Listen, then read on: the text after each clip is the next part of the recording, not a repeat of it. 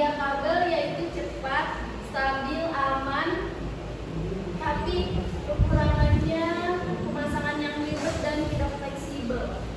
Media nirkabel tidak menggunakan kabel tapi mengirim data lewat udara menggunakan gelombang radio atau cahaya. Contohnya Wi-Fi, Bluetooth, infrared, microwave, dan satelit. Kelebihan media nirkabel yaitu lebih praktis dan fleksibel.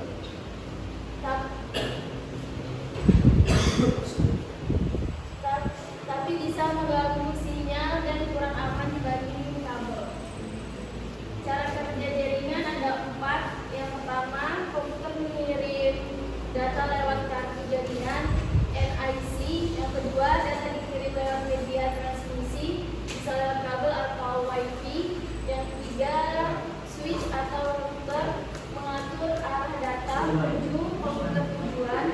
Yang keempat, ada komputer menerima data sesuai perintahnya.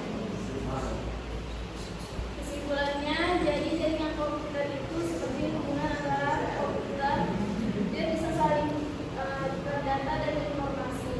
Strukturnya berdasarkan bentuk dan cara kerja jaringan.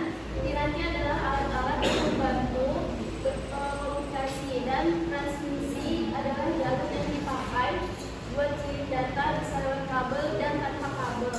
Dan semua bagian ini bekerja sama supaya komputer bisa saling terhubung, berbagi data, dan berbagi komunikasi dengan cepat dan mudah. Mungkin sekian presentasi